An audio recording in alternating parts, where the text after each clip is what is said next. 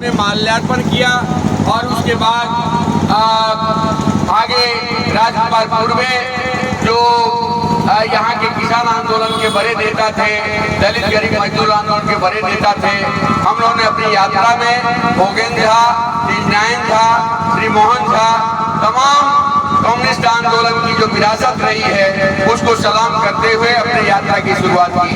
भाकपा माले की यह यात्रा संपूर्ण बिहार में चल रही है। भाकपा माले के राष्ट्रीय महासचिव दीपांकर भट्टाचार्य के नेतृत्व में पूरे मगध क्षेत्र में नवादा गया होते हुए संपूर्ण मगध क्षेत्र में यात्रा चल रही है और इसका एक सबसे बड़ा उद्देश्य है कि बिहार को, बिहार की राजनीति को, बिहार जनता के सरोकार को लेकर, जन मुद्दे को लेकर के आगे बढ़ाना है।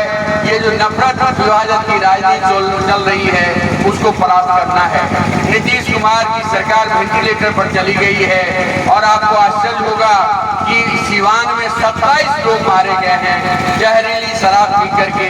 ये सरकार वेंटिलेटर पर है और इस सरकार को सम्राट चौधरी अपनी दिशा में खींच रहे हैं, गिरिराज सिंह अपनी दिशा में खींच रहे हैं और इस सरकार को विजय सिन्हा अपनी दिशा में खींच रहे हैं, मंगल पांडे अपनी दिशा में खींच रहे हैं। शराब माफियाओं का और पुलिसिया काट का गठजोड़ का ये राज संपूर्ण बिहार में स्थापित है और लोग मारे जा रहे हैं। शराब का तंत्र स्थापित हो गया है जिस तंत्र में संपूर्ण सरकार शरीक है। भाजपा जदयू के सभी बड़े बड़े लीडर, बड़े बड़े माफिया इसको संलिप्तता के साथ इसमें लगे हुए हैं और संपूर्ण बिहार को, गरीबों को, दलितों को और पिछड़ों को, अपनेतों को ये लोग सताने में लगे हुए हैं।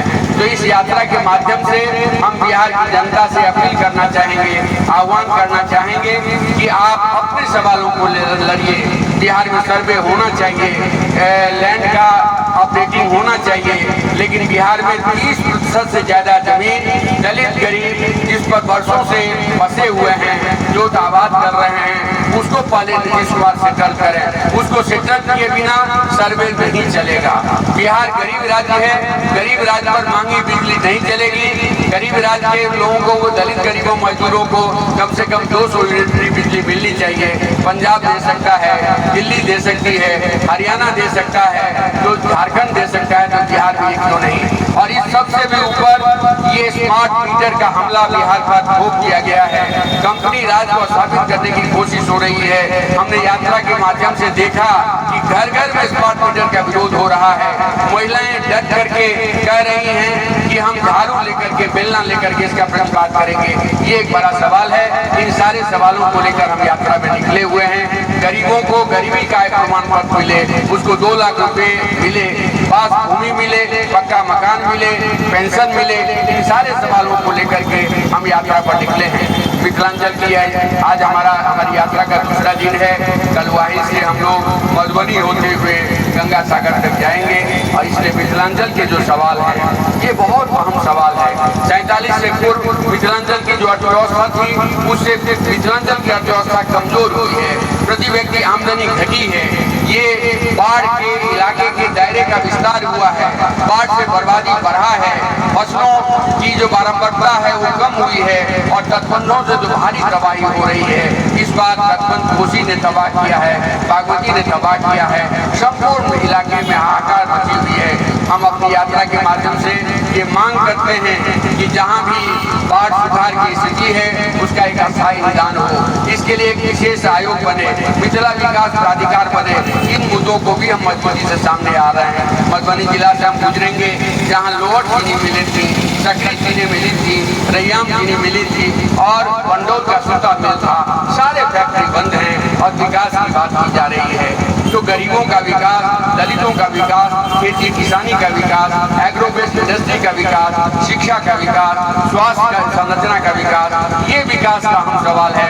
इन्हीं सवालों को लेकर हमारी यात्रा है। हम मिथिला वासियों से अपील करना चाहेंगे कि आप इस यात्रा का साथ दें, इस यात्रा के जरिए उठाए जा रहे मुद्दों का साथ दें और आप तमाम लोगों से मेरी अपील होगी, आह्वान होगा कि 27 को पटना में एक विराट न्याय सम्मेलन होने जा रहा है। उस विराट न्याय सम्मेलन में आप शरीक होकर के बिहार के मुद्दे को पटना दिल्ली की सरकार तक पहुंचाएं। आप सबों को बहुत बहुत धन्यवाद।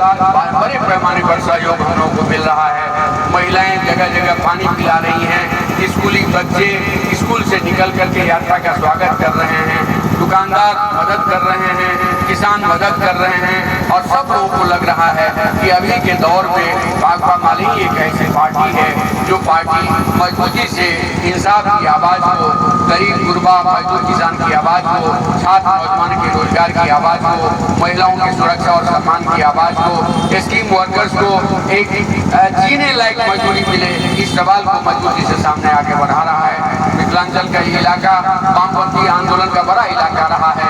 मधुबनी जिला संपूर्ण देश में एक लाल आंदोलन के केंद्र के रूप में जाना जाता था।